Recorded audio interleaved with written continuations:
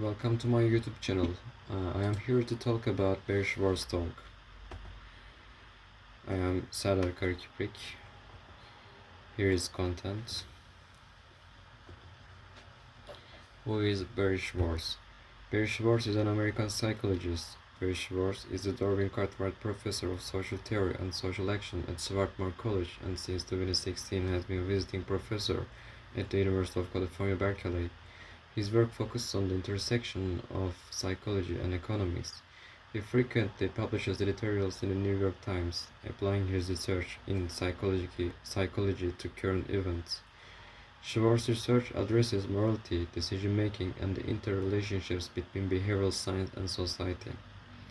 His book criticized certain philosophical roots of Western societies and exposed underlying myths common in both lay and academic psychological theories.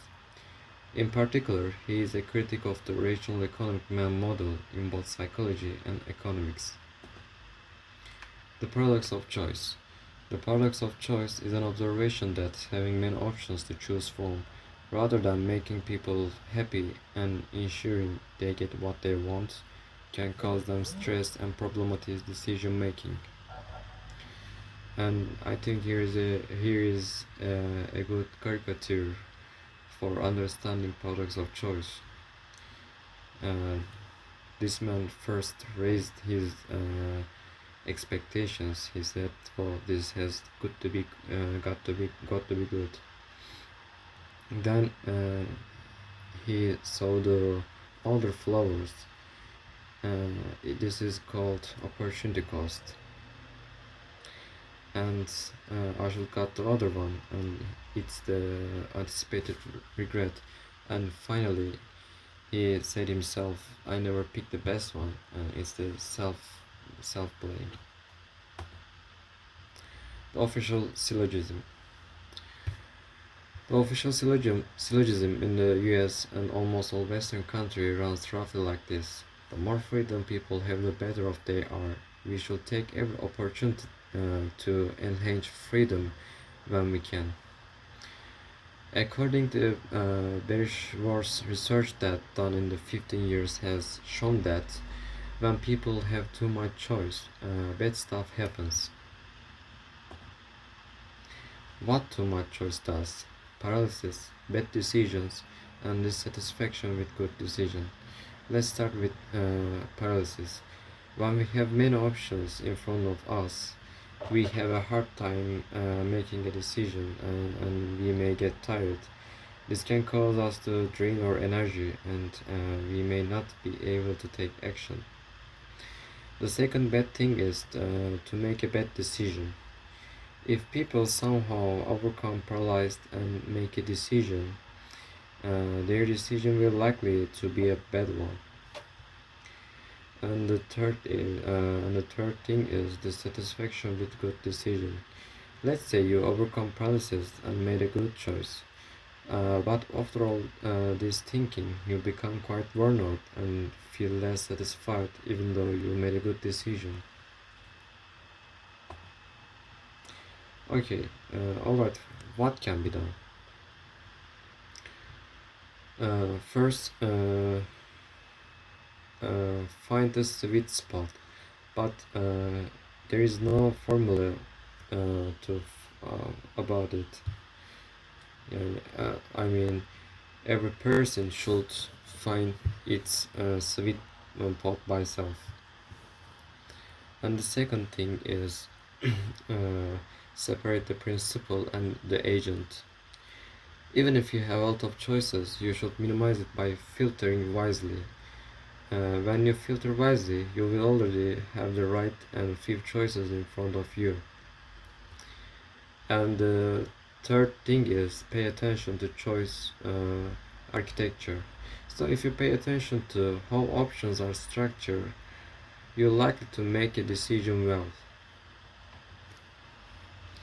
As you can see in the table, yes, when you have not choice, you are in the negative side.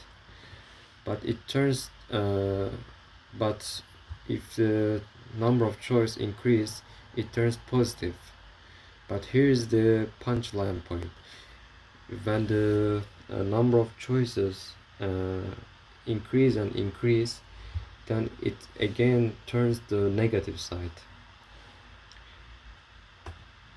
Libertarian paternalism. Libertarian paternalism is the idea that it's both possible and legitimate for private and public institutions to affect behavior while also respecting freedom of choice as well as the implementation of that idea. The possibility to opt out is said to preserve freedom of choice. The concept paternalism specifically requires a restriction of choice. It's libertarian in the sense that it aims to ensure that people should be free to opt out of specified arrangement if they choose to do so. Practical wisdom. When institutions cannot do their job properly, they use two tools to solve the problem. The first tool is rules. When things are not going well, institutions set more detailed rules. The second tool is incentives. If people are given incentives to do their jobs better, the system will correct itself. According to Schwartz, these tools are, in fact, prevent of getting us what we need. What we need is character. We need an aspect of character that Aristotle called practical wisdom. Practical wisdom is knowing what is good, right, or best given a particular set of circumstances.